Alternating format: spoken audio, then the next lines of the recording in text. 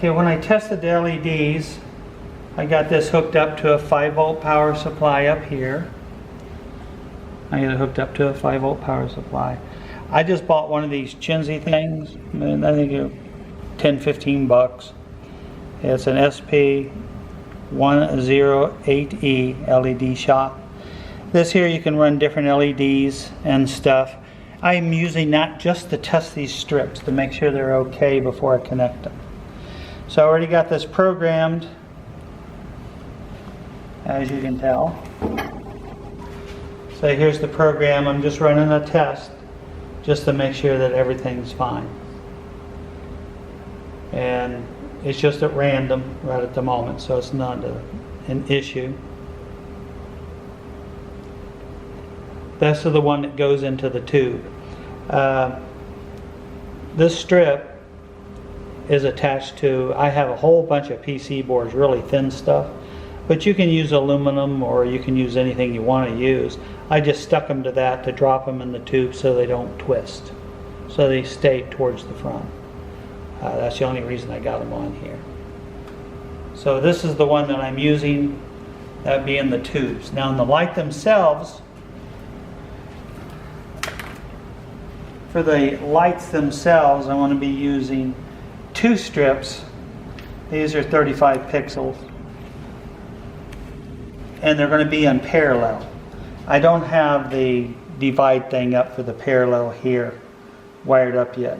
So just say these 2 are going to be shorted together into this connector so they're in parallel.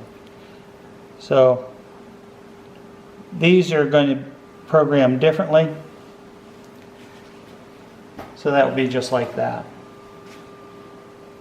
And the only reason I run it, I just make sure the colors are right, make sure they don't have anything that's wrong, because it's a lot easier to repair things sitting here than after you get them attached. And then this strip here actually will plug into this strip.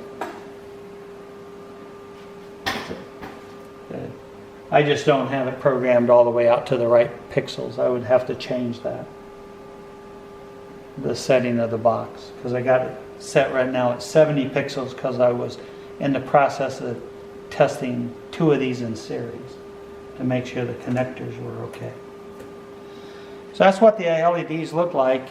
And the 2812s, I got them at minimum brightness too. They're not bright at all. I got them turned down.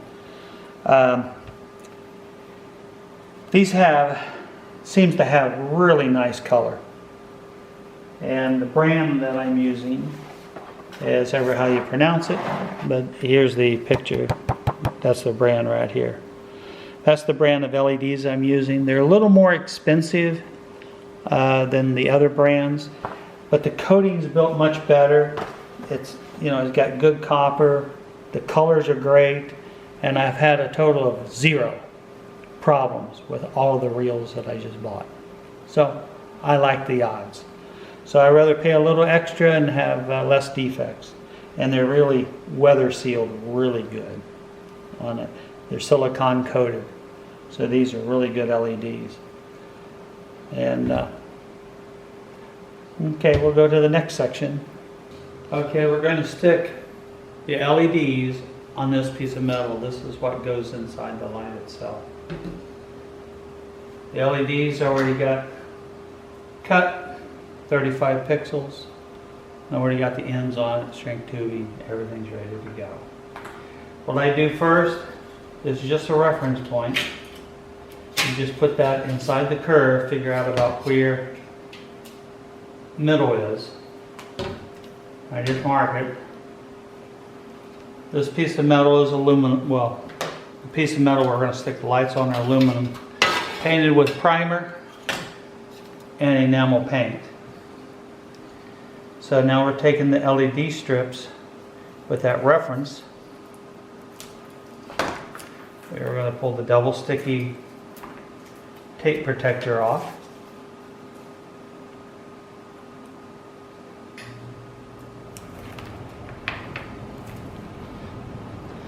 And here's a warning too.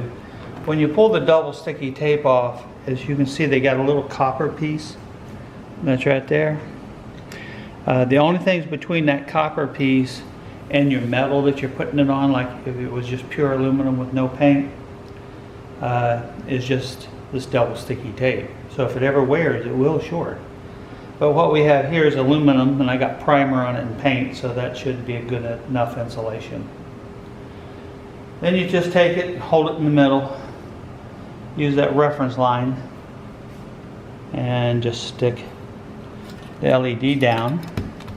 They don't have to be, you know, perfect, just in the general vicinity, which is good enough. Now we're taking the paper off of this one.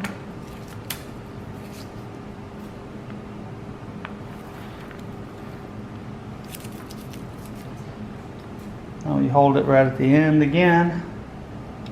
Figure out about the middle. And we put it down. Now, I just barely lay it on there, and then I come back, and now I press it down real hard. Exactly where it was good enough. It's not a critical positioning or anything, just somewhere in that area is just fine. Now that piece is done, ready to go.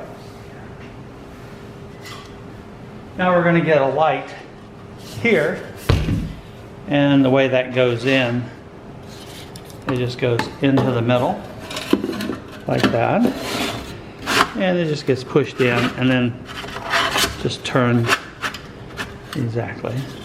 So there you are.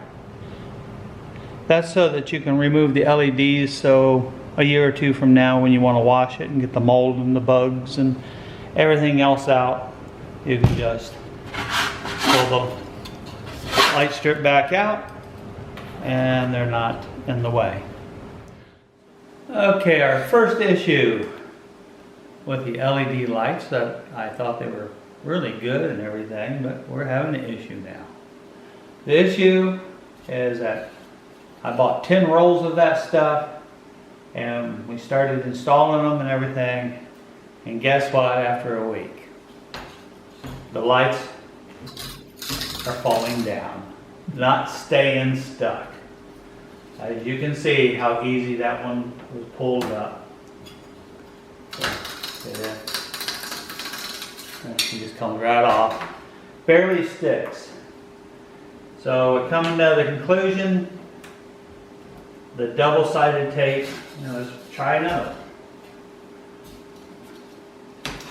We're coming to the conclusion, the double-sided tape on their product sucks. And these were a lot more expensive than the other LEDs on the market. So, and now I'm kind of worried about all of these points where they splice the units together with the copper here. The only thing was protecting that, like on the boards over here, was a double-sided tape. So what I'm doing at the moment, I had to go buy 3M double sticky tape. 100 foot cost $27 for this product. And this is a real good double sticky, so they don't come off. So they're $27 a piece for the rolls. I had to buy 2 rolls just to replace the LEDs I purchased. There's the negative that I found on these lights. So thank you for watching. This is the conclusion of the product review. Thank you for watching my YouTube channel. I hope this was helpful and I hope you enjoyed it. When you get a chance, if you would please subscribe to my channel, that would help us out. Thank you.